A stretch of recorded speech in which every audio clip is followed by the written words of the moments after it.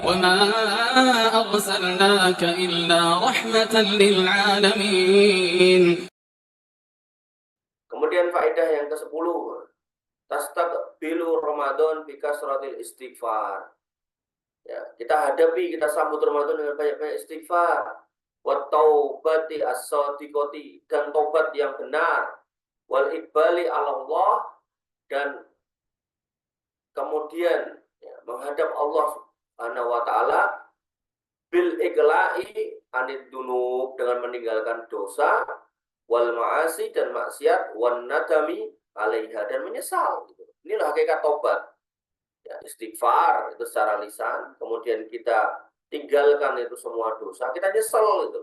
Wal azmi ala adamil audah ilaiha, dan bertekad untuk tidak balik lagi ngulangi.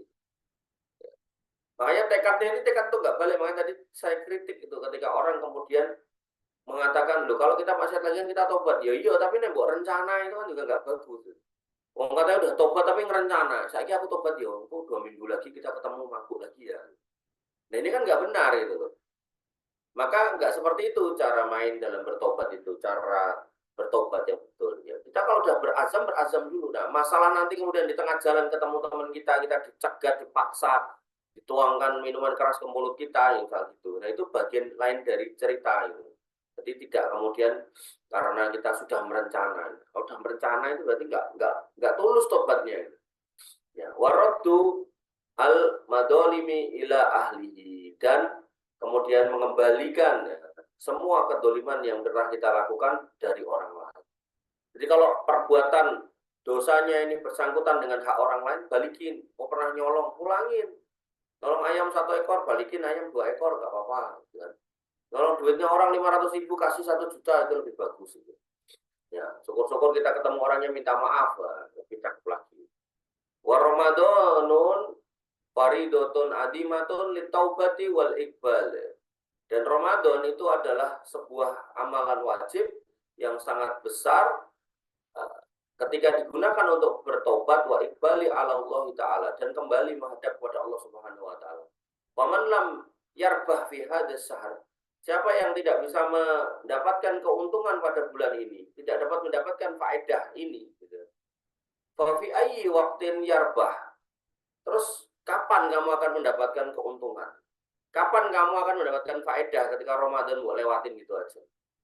Ya ibaratnya gini loh, ada kesempatan datang untuk, ya kalau tak bahasakan yang gampang yang kalian sedang lakukan ini ya, sekolah gitu. Terus buat sia-siakan, akhirnya kamu nggak lulus, nggak selesai, nggak rampung.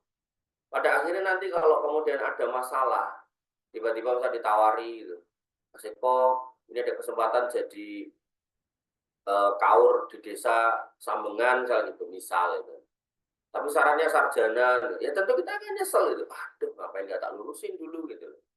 Nah ini pun juga sama gitu. Ketika kita paham benar bahwasanya Ramadan itu adalah bulan di mana pertobatan itu harusnya dilazimi, kok nggak tobat bulan Ramadan? Terus kapan yang mau tobat kan gitu? Wa man lam yata'arrad limaghfiratillahi fi hadzal syahr famata. Dan siapa yang kemudian tidak mau menampakkan, tidak mau menunjukkan, tidak mau mencari, tidak mau mengejar ampunan Allah pada bulan ini, terus kapan gitu loh. Wa man hurima khaira hadzal syahr fa huwal mahrum.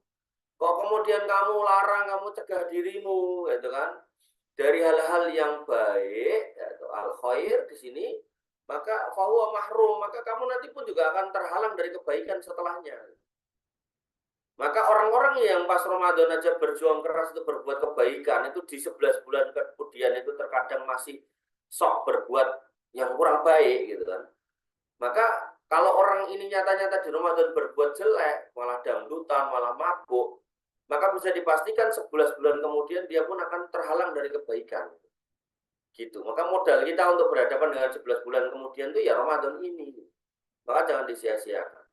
Kemudian idar raudu amsa mujdiban fi robihi. Jika taman masih tetap tandus di musim semi. Nah, padahal harusnya kan kalau ada hujan atau ada air, harusnya kan namanya taman, kebun, sawah itu kan bersemi loh. Kok kemudian harusnya semi kok malah tandus?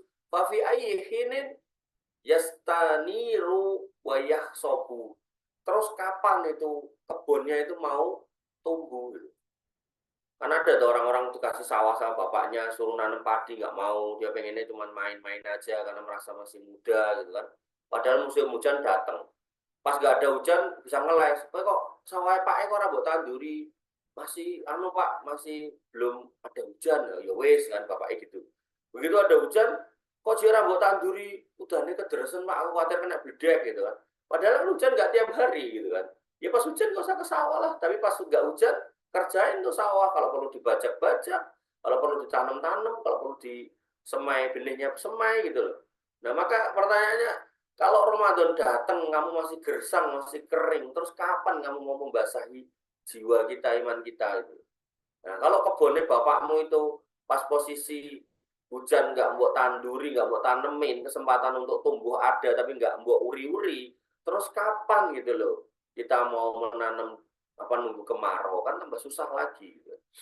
Maka tanamlah tanaman itu, semailah tanaman itu pada musim hujan, musim seminya. Harapannya nanti pas tandus itu sekiranya dia masih bisa bertahan, alhamdulillah. Tapi sekiranya dia harus mati, maka mudah-mudahan istiqomah atau husnul khotimah gitu rumusnya. Baik, ini yang bisa kita sampaikan atau kita diskusikan. Kurang lebih saya mohon maaf. Saya cukupkan dari rasa sampai di sini. Alafu minkum subhanakallahumma bihamdika asyhadu an la ilaha illa anta astaghfiruka wa atubu ilaik. Assalamualaikum warahmatullahi wabarakatuh.